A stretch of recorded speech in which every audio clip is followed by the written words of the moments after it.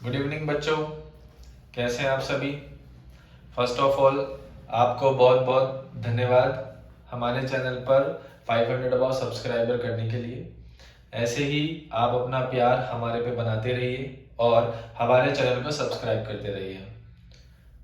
Next 2 classes के अंदर हमने पढ़ा था लिविंग ऑर्गेनिज्म की प्रॉपर्टीज, ओके, जिसमें हमने 2 प्रॉपर्टीज तो पढ़ी थी, defining properties, non defining properties, और हमने 3 प्रॉपर्टीज जो पढ़ी थी वो थी डिफाइनिंग प्रॉपर्टीज। ग्रोथ और रिप्रोडक्शन जो हमने पढ़ा था वो था नॉन डिफाइनिंग प्रॉपर्टी, क्योंकि उसके बहुत सारे एक्सेप्शंस थे, ठीक है। और सेलुलर ऑर्गेनाइजेशन, कॉन्शियसनेस और मेटाबॉलिज्म, ये 3 जो प्रॉपर्टीज हमने पढ़ी थी वो कैसी थी, डिफाइनिंग प्रॉपर्टीज थी, क्योंकि इसका कोई भी एक्सेप्शन नहीं था, ठीक है। आज जो है हम नेक्स्ट टॉपिक पढ़ने वाले हैं और उसका नाम है सिस्टमैटिक्स। जो हमारा नया टॉपिक है उसका नाम है सिस्टमैटिक्स।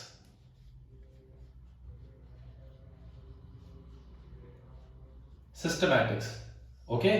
जैसे कि नाम से पता चल रहा है कि सिस्टमैटिक्स है, तो यहां पे कोई सिस्टम आएगा, ठीक है। तो हमको यहां पर क्या करना है, जीवों का अरेंजमेंट करना है, जीवों का व्यवस्थीकरण करना है किसी ना किसी ग्रुप में, ठीक है। तो एक सिस्टम के थ्रू जीवों का व्यवस्थीकरण ही क्या कहलाता है, सिस्टमैटिक्स कहलाता है। क्लियर?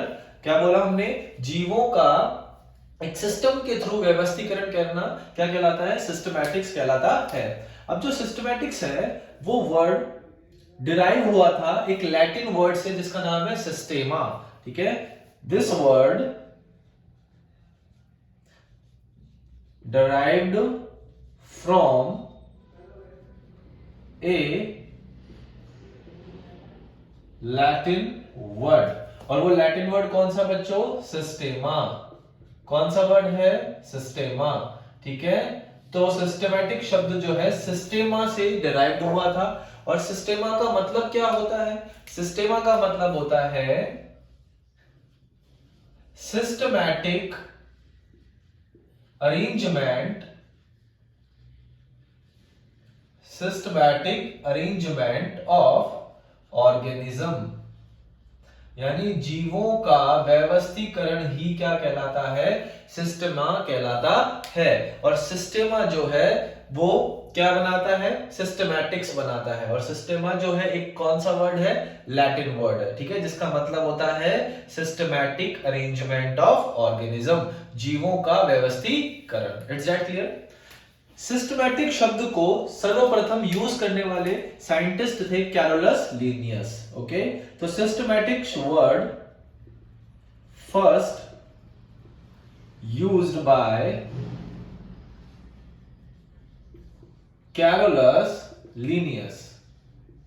कैरोलस लीनियस ने सर्वप्रथम सिस्टमैटिक शब्द को यूज किया था। अब क्या होता है सिस्टमैटिक्स, ठीक है, सिस्टमैटिक्स किन शब्दों से मिलकर बना हुआ है वो भी हम देखते हैं। तो सिस्टमैटिक्स शब्द जो है वो एक तो बना हुआ है टैक्सोनॉमी से मिलकर, किससे मिलकर बना हुआ है, टैक्सोनॉमी। और जो दूसरा शब्द है वो है फाइलोजेनी। दूसरा शब्द कौन सा है, फाइलोजेनी, ठीक है। टैक्सोनॉमी को तो बेटा हम कहते हैं वर्गीकी, ओके, और फाइलोजेनी को हम कहते हैं जाति वृत्तीयता। क्या बोलेंगे, जाति वृत्तीयता, ओके। टैक्सोनॉमी क्या होती है, वर्गीकी क्या होती है, तो वर्गीकी के अंदर बेटा हम करेंगे सबसे पहले आइडेंटिफिकेशन। क्या करेंगे, आइडेंटिफिकेशन, यानी हम जीवों को पहचानेंगे, ठीक है, जीवों को दूसरे जीवों से पहचानेंगे। उसके बाद हम कर देंगे बेटा उनका नोमेनक्लेचर। नोमेनक्लेचर का मतलब होता है नामकरण। कुछ साइंटिफिक रूल्स हैं, ठीक है, उनके अकॉर्डिंग हम जीवों का क्या करेंगे, नामकरण करेंगे। और तीसरा जो स्टेप है टैक्सोनॉमी का वो है क्लासिफिकेशन, यानी वर्गीकरण। तो हम कुछ समानताओं और असमानताओं के आधार पर जीवों को अलग अलग ग्रुप्स के अंदर रखेंगे, ठीक है। तो टैक्सोनॉमी के अंदर हमने 3 स्टेप पढ़े, आइडेंटिफिकेशन, नोमेनक्लेचर एंड क्लासिफिकेशन। कई बार जो है नीट इसी को अरेंज करने के लिए बोल देता है कि टैक्सोनॉमी के जो स्टेप्स हैं उनको अरेंज कीजिए। तो पहला जो अरेंजमेंट है वो क्या है, आइडेंटिफिकेशन, दूसरा है नोमेनक्लेचर, तीसरा है क्लासिफिकेशन। अब बात करते हैं हम जाति वृत्तीयता की, कि जाति वृत्तीयता क्या होती है। ठीक है, तो जाति वृद्धता का मतलब हो गया जीवों का उद्विकासीय अध्ययन। ठीक है, कि जीव जो है कैसे विकसित हो रहे हैं।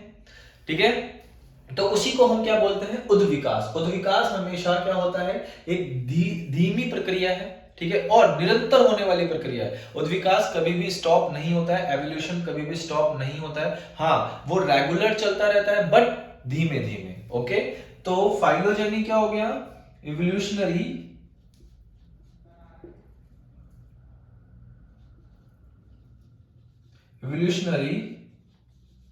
Study of an organism. ठीक है, तो जीवों का उद्विकासीय अध्ययन ही क्या कहलाता है, फाइलोजेनी कहलाता है। जीवों का उद्विकासीय अध्ययन क्या कहलाता है, फाइलोजेनी। और टेक्सोनोमी और फाइलोजेनी इन दोनों को ही कंबाइंडली हम बोलते हैं सिस्टमैटिक्स। इन दोनों को ही हम कंबाइंडली फॉर्म के अंदर क्या बोलते हैं बेटा, सिस्टमैटिक्स। It's that clear. तो सिस्टमैटिक्स जो वर्ड है वो लैटिन वर्ड सिस्टेमा से मिलकर बना हुआ है, which means systematic arrangement of organism, जीवों का व्यवस्थीकरण। सिस्टमैटिक शब्द को सर्वप्रथम यूज किया था कैरोलस लिनियस ने।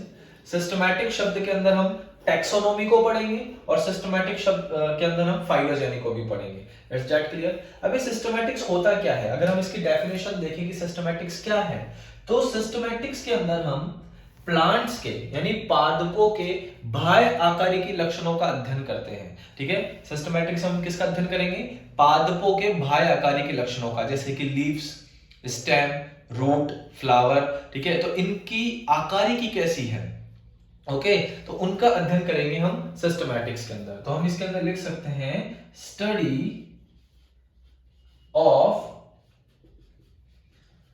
एक्सटर्नल मॉर्फोलॉजिकल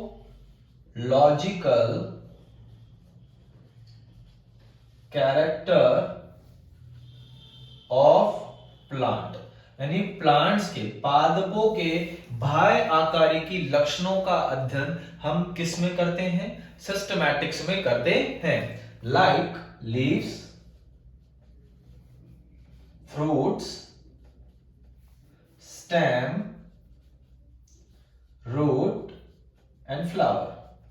तो इनका अरेंजमेंट कैसा है, लीव्स का अरेंजमेंट कैसा है, फ्लावर का अरेंजमेंट कैसा है, स्टेम कैसा है। ठीक है, तो इन सब का अध्ययन, ठीक है, एक्सटर्नल मॉर्फोलॉजी कैरेक्टर्स का अध्ययन हम किसके अंदर करते हैं बेटा, सिस्टमैटिक्स के अंदर करते हैं। It's that clear. तो हमारी एक टर्मिनोलॉजी फिनिश।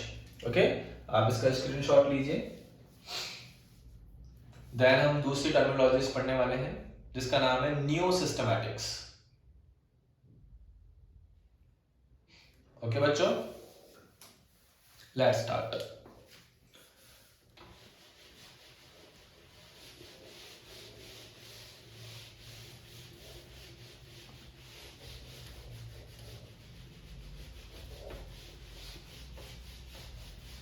तो हम नई टर्मिनोलॉजी पढ़ेंगे, ठीक है, जिसका नाम है नियो सिस्टमैटिक्स। नियो सिस्टमैटिक्स को हम न्यू सिस्टमैटिक्स भी कह सकते हैं। क्या कह सकते हैं, न्यू सिस्टमैटिक्स भी कह सकते हैं। जैसे कि हमने सिस्टमैटिक्स में क्या किया था, एक्सटर्नल कैरेक्टर्स का स्टडी किया था, और इसमें हम एक्सटर्नल कैरेक्टर के साथ साथ इंटरनल कैरेक्टर्स को भी इंक्लूड करेंगे। तो न्यू सिस्टमैटिक्स किसने प्रतिपादित किया था, गिवन बाय हक्सले। किसने प्रतिपादित किया था, हक्सले ने प्रतिपादित किया था। ठीक है, तो न्यू सिस्टमैटिक्स वर्ड जो है वो हक्सले ने प्रतिपादित किया था, हक्सले ने दिया था। According to Huxley, in new systematics deal with some informations like cytological, ecological, genetical and also external and internal character of plants. Okay, तो न्यू सिस्टमैटिक्स के अंदर कुछ चीजें और इंक्लूड हुई। कौन कौन सी चीजें? कि एक तो साइटोलॉजिकल स्टडी, ठीक है, कि क्रोमोसोम का नंबर क्या है, क्रोमोसोम का बिहेवियर क्या है, क्रोमोसोम का स्ट्रक्चर क्या है, ecologically, genetically and external and internal characters of A plant. ठीक है, कि प्लांट के एक्सटर्नल कैरेक्टर कौन से, यानी मॉर्फोलॉजी कैसी है, और इंटरनल कैरेक्टर यानी उसकी एनाटॉमी कैसी है, उसकी शारीरिकी कैसी है। तो इस आधार पर उन्होंने एक नया टर्मिनोलॉजी दी थी जिसका नाम था नियो सिस्टमैटिक्स, जो किसने प्रतिपादित किया था? हक्सले ने प्रतिपादित किया था। It's that clear? अब एनसीईआरटी कुछ की पॉइंट्स बताती है बेटा, जो भी हमको याद रखना बहुत जरूरी है। अब कौन कौन से की पॉइंट्स है? तो फर्स्ट जो की पॉइंट है वो है 1.7 मिलियन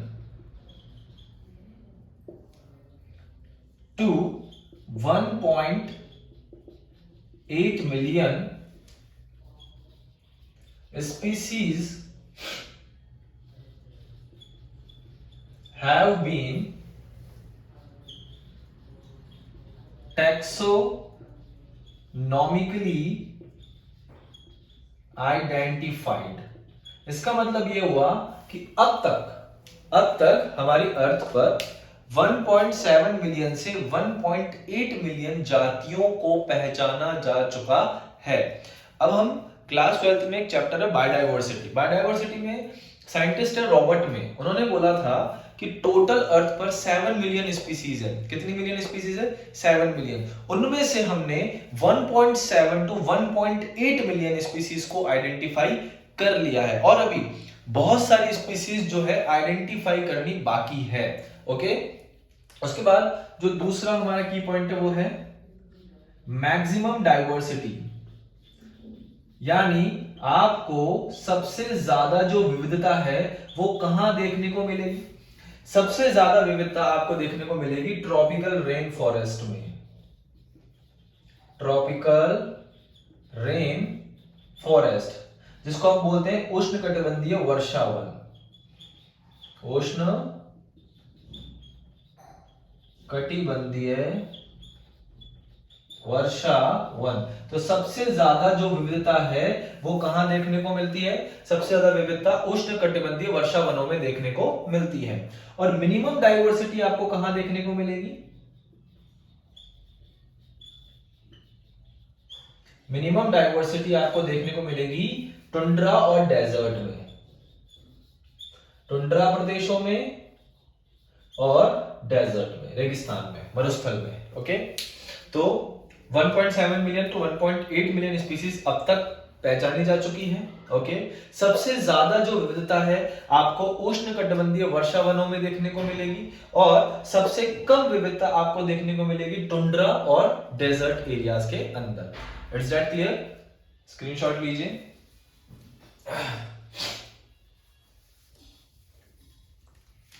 ओके, अब हम नेक्स्ट टॉपिक पढ़ने वाले हैं, और वो हमारा नेक्स्ट टॉपिक है टैक्सोनॉमी। ठीक है, जिसके बारे में अभी हम बात कर चुके हैं, उसको हम थोड़ा डिटेल में ले लेते हैं।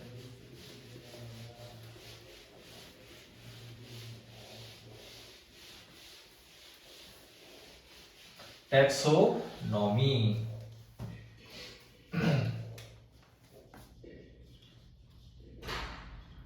टैक्सोनॉमी, इसको हम हिंदी के अंदर कहते हैं वर्गीकी। टैक्सोनॉमी को हिंदी में क्या बोलेंगे? वर्गीकी। अब टैक्सोनॉमी दो शब्दों से मिलकर बना हुआ है। ठीक है, टैक्सोनॉमी कितने शब्दों से मिलकर बना हुआ है? दो शब्दों से मिलकर बना हुआ है। जो पहला शब्द है वो होता है टैक्सिस। पहला शब्द कौन सा है? टैक्सिस। ठीक है, टैक्सिस का मतलब होता है अरेंजमेंट। टैक्सेस का मतलब क्या होता है? अरेंजमेंट, जिसको हम बोलते हैं व्यवस्था। ओके, जो दूसरा वर्ड है वो होता है नोमोस, और नोमोस का मतलब होता है लॉ।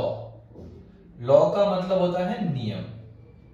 तो कुछ नियमों के आधार पर जब हम जीवों की व्यवस्था करते हैं, जीवों को अलग अलग ग्रुप्स के अंदर हम डिवाइड करते हैं, उस ब्रांच को हम क्या कहते हैं? टैक्सोनॉमी। उस ब्रांच को हम क्या कहते हैं? वर्गीकी। ठीक है, तो टैक्सोनॉमी के अंदर हम क्या करेंगे बेटा? टैक्सोनॉमी के अंदर हम स्टडी करेंगे किसकी? स्टडी ऑफ प्रिंसिपल्स, यानी कुछ सिद्धांतों की, एंड प्रोसीजर, कुछ प्रक्रियाओं का, ऑफ क्लासिफिकेशन, यानी हम वर्गीकरण के कुछ सिद्धांत और प्रक्रियाओं का अध्ययन करते हैं किसमें? टैक्सोनॉमी के अंदर। Is that clear? Okay. Taxonomy शब्द दिया किसने था? तो एक साइंटिस्ट थे जिनका नाम था एपीडी कैंडोले। तो एपीडी कैंडोले ने कौन सा वर्ड प्रतिपादित किया था? Taxonomy. Taxonomy word given by A.P.D. कैंडोले। तो टैक्सोनॉमी जो वर्ड है वो किसने प्रतिपादित किया था?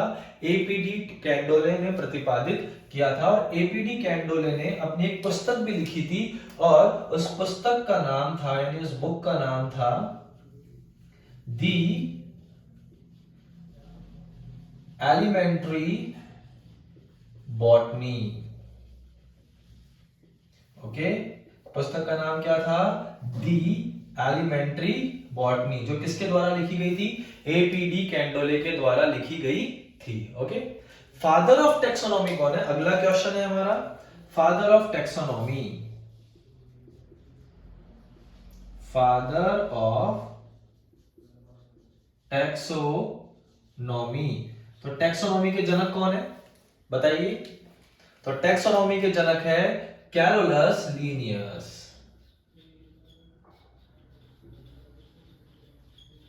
टैक्सोनॉमी के जनक कौन है? Carolus Linnaeus. ओके, तो टैक्सोनॉमी मतलब क्या हो गया? टैक्सिस एंड नोमोस, यानी कुछ नियमों के आधार पर जीवों की व्यवस्था करना क्या कहलाता है? टैक्सोनॉमी कहलाता है। टैक्सोनॉमी के अंदर हम वर्गीकरण के कुछ सिद्धांत और प्रक्रियाओं का अध्ययन करेंगे। ठीक है, टैक्सोनॉमी जो वर्ड है वो किसने प्रतिपादित किया था? टैक्सोनॉमी वर्ड प्रतिपादित किया था एपीडी कैंडोले ने प्रतिपादित किया था, और उन्होंने अपनी पुस्तक भी लिखी थी जिसका नाम था द एलिमेंट्री बॉटनी। टैक्सोनॉमी के जो फादर है, यानी जनक है वर्गीकी के, वो कौन है? Carolus Linnaeus. Okay, note down कीजिए। इसके बाद हम पढ़ेंगे स्टेप ऑफ टैक्सोनॉमी। तो हमने पहले भी बताया हुआ है कौन कौन से स्टेप्स होते हैं टैक्सोनॉमी के। तो फर्स्ट स्टेप है वो कौन सा है? आइडेंटिफिकेशन। दूसरा जो स्टेप है वो कौन सा है? नोमेनक्लेचर। तीसरा जो स्टेप है वो कौन सा है? क्लासिफिकेशन। ओके, तो हमारी नेक्स्ट हेडिंग है स्टेप्स ऑफ टैक्सोनॉमी, यानी वर्गीकी के चरण।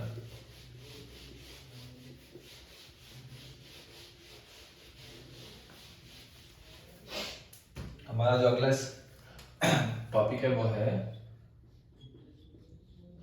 स्टेप्स ऑफ टैक्सोनॉमी, वर्गीकी के चरण।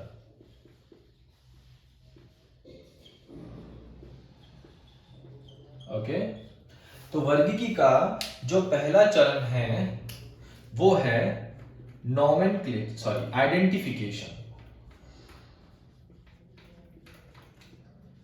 आइडेंटिफिकेशन जिसको हम क्या बोलते हैं? पहचान। ओके, जो दूसरा चरण है वो है नोमेनक्लेचर, जिसको हम क्या बोलते हैं? नामकरण। और जो तीसरा स्टेप है वो है क्लासिफिकेशन, जिसको हम क्या कहते हैं? वर्गीकरण। ठीक है, तो आपको इसी अरेंजमेंट के अकॉर्डिंग याद करना है स्टेप्स को। पहला स्टेप है आइडेंटिफिकेशन, दूसरा स्टेप है नोमेनक्लेचर, तीसरा स्टेप है क्लासिफिकेशन। ठीक है, क्या होता है आइडेंटिफिकेशन? इसके अंदर हम क्या करते हैं? जीवों को पहचानते हैं। एक जीव को दूसरे जीव से पहचाना जाता है कि क्या इनके अंदर कोई सिमिलैरिटीज है या इनके अंदर कोई डिसिमिलैरिटीज है। ठीक है, तो सबसे पहला जो चरण है हमारा वो क्या है, जीवों को पहचाना। हम जीवों को सबसे पहले पहचानते हैं। ठीक है, जैसे डॉक्टर पहचानता है ना कि ये लड़का हुआ है क्या लड़की हुई है, तो सबसे पहले हम आइडेंटिफाई करते हैं। तो हम इसके अंदर क्या करते हैं, ऑर्गेनिज्म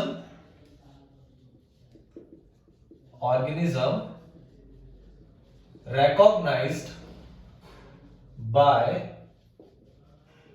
other organism, यानी एक जीव को दूसरे अन्य जीव से पहचानना क्या कहलाता है, पहचान कहलाता है। ठीक है, नामकरण के अंदर हम क्या करेंगे, हम नॉर्मली क्या करते हैं, पंडित जी को बुलाते हैं और फिर उनका नामकरण रखते हैं। वैसे ही टैक्सोनॉमी के अंदर क्या होता है, कुछ इंटरनेशनल साइंटिफिक रूल्स हैं।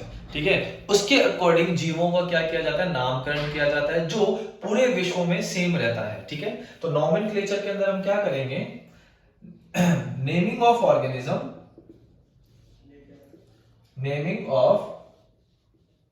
ऑर्गेनिज्म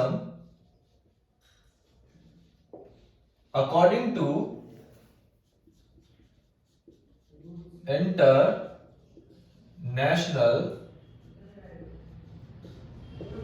साइंटिफिक रूल्स, यानी अंतरराष्ट्रीय नियमों के आधार पर जीवों का नामकरण करना ही क्या कहलाता है, नामकरण कहलाता है।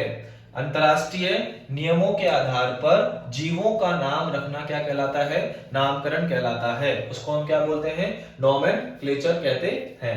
नेक्स्ट जो टॉपिक है हमारा वो है क्लासिफिकेशन। क्लासिफिकेशन के अंदर हम क्या करते हैं, समानता और असमानता के आधार पर जीवों को अलग अलग ग्रुप्स में रखते हैं।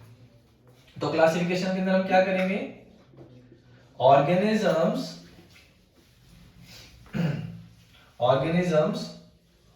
grouped into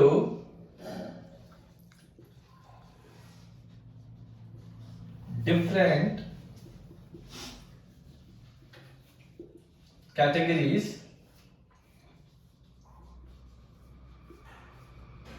on the basis of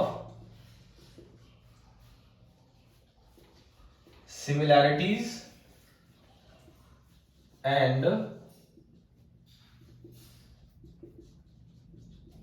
डिससिमिलैरिटीज, यानी समानताओं और असमानताओं के आधार पर हम जीवों को अलग अलग ग्रुप्स के अंदर रखते हैं। उसी को हम क्या कहते हैं, क्लासिफिकेशन कहते हैं। तो टैक्सोनॉमी के कितने चरण हो गए, 3 चरण। पहला चरण कौन सा है, आइडेंटिफिकेशन, जिसमें हम जीवों को दूसरे अन्य जीवों से पहचानेंगे। दूसरा होता है नोमेनक्लेचर, कुछ अंतरराष्ट्रीय वैज्ञानिक नियमों के आधार पर हम जीवों को क्या करेंगे, नामकरण करेंगे। और जो तीसरा स्टेप है वो है क्लासिफिकेशन। हम इसके अंदर जीवों को अलग अलग कैटेगरीज के अंदर डिवाइड करेंगे, किसके आधार पर, समानता और असमानताओं के आधार पर। ओके, स्क्रीनशॉट ले लीजिए इसका। अब जो हमारा अगला टॉपिक है वो है टाइप्स ऑफ टैक्सोनॉमी। टैक्सोनॉमी के प्रकार, वर्गीकी के प्रकार। ओके, तो अगला चरण है वर्गीकी के प्रकार, टाइप्स ऑफ टैक्सोनॉमी।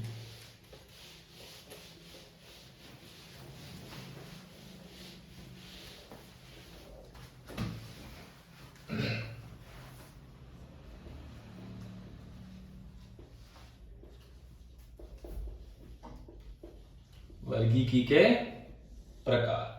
ओके, तो हम कुछ प्रकार पढ़ने वाले हैं इसके अंदर। पहला जो प्रकार है इसका वो होता है अल्फा टैक्सोनॉमी।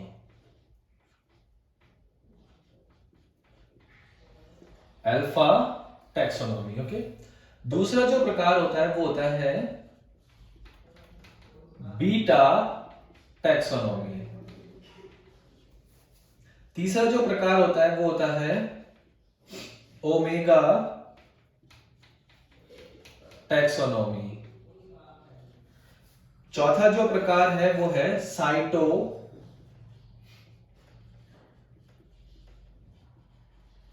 टैक्सोनॉमी। और जो पांचवा प्रकार है बेटा वो है कीमो टैक्सोनॉमी। ओके, तो टैक्सोनॉमी के कितने प्रकार हो गए, 5 प्रकार हो गए। पहला alpha taxonomy, beta taxonomy, omega taxonomy, cyto taxonomy और कीमो टैक्सोनॉमी। ओके, अगर हम अल्फा टैक्सोनॉमी की बात करें तो अल्फा टैक्सोनॉमी किस पे आधारित है? तो अल्फा टैक्सोनॉमी आधारित है बेस्ड ऑन एक्सटर्नल कैरेक्टर्स। किस पर आधारित है? बाह्य लक्षणों पर आधारित है। तो किसी भी जीव के बाह्य लक्षण, ठीक है, किसी भी जीव के बाह्य लक्षणों का जब अध्ययन करेंगे तो हम किसके अंतर्गत करेंगे? अल्फा टैक्सोनॉमी के अंतर्गत करेंगे। ठीक है, तो बेस्ड ऑन एक्सटर्नल कैरेक्टर्स, ठीक है, in alpha taxonomy, including in alpha taxonomy. Beta taxonomy के अंदर हम क्या करते हैं? बीटा टैक्सोनॉमी में एक्सटर्नल कैरेक्टर के साथ साथ हम इंटरनल कैरेक्टर्स को भी इंक्लूड करते हैं। हम एक्सटर्नल कैरेक्टर के साथ साथ किसको इंक्लूड कर देंगे? इंटरनल कैरेक्टर्स को भी इंक्लूड कर देंगे, जैसे उसकी एम्ब्रियोलॉजी, ठीक है, उसकी एनाटॉमी यानी उसकी शारीरिकी। ओके, तो हम क्या करेंगे?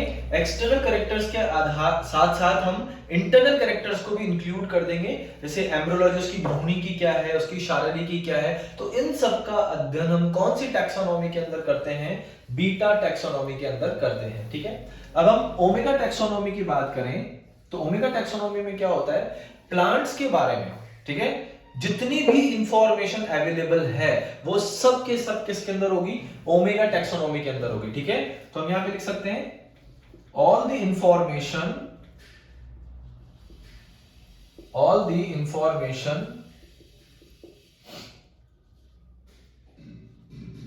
अवेलेबल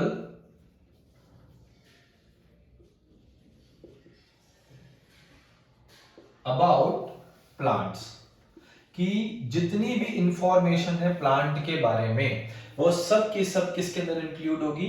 ओमेगा टैक्सोनॉमी के अंदर इंक्लूड होगी। साइटो टैक्सोनॉमी की बात करें तो साइटो टैक्सोनॉमी जो है वो है बेस्ड ऑन साइटोलॉजिकल कैरेक्टर। किस लक्षणों पर आधारित है? साइटोलॉजिकल लक्षणों पर आधारित है। अब इस साइटोलॉजिकल कैरेक्टर्स कौन कौन से होते हैं? जैसे क्रोमोसोम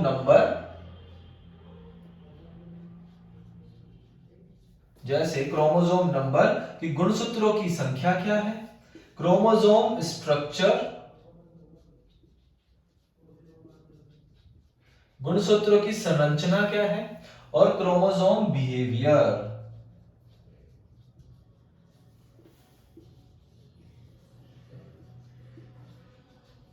ओके, तो साइटोटैक्सोनॉमी को अंदर कौन कौन से कैरेक्टर लेंगे? हम साइटोलॉजिकल कैरेक्टर लेंगे, जैसे कि क्रोमोसोम नंबर, क्रोमोसोम यानी गुणसूत्र की संख्या क्या है, गुणसूत्र की संरचना क्या है, और गुणसूत्रों का बिहेवियर कैसा है। तो ये सब के सब किसके अंदर इंक्लूड होंगे? साइटोटैक्सोनॉमी के अंदर।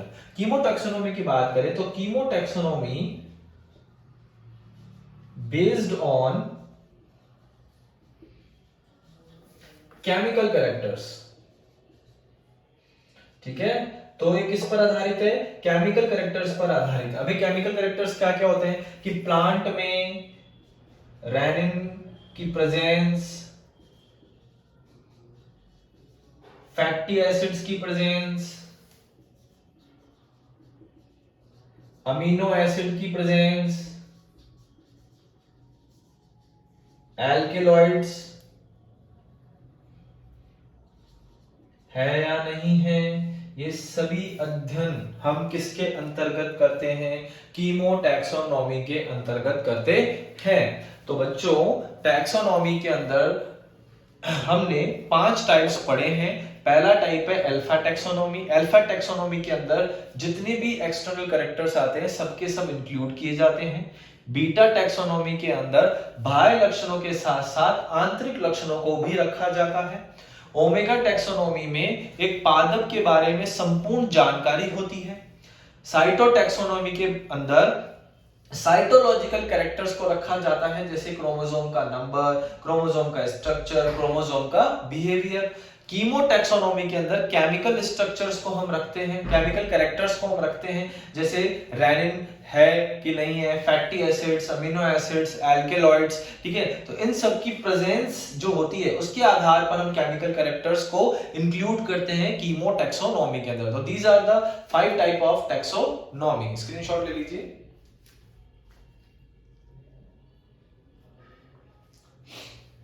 ओके तो अब हम नेक्स्ट क्लास जो है हमारी, उसके अंदर हम पढ़ेंगे नोमेनक्लेचर, ठीक है, कि नोमेनक्लेचर यानी नामकरण जो है वो कैसे दिया जाता है, कौन कौन से इंटरनेशनल साइंटिफिक रूल्स हैं नामकरण के लिए, ठीक है, नामकरण किसने प्रतिपादित किया था, नामकरण कितने प्रकार का होता है, ठीक है, ये सारा जो है हम नेक्स्ट वीडियो में पढ़ने वाले हैं। Okay, thank you so much बच्चों।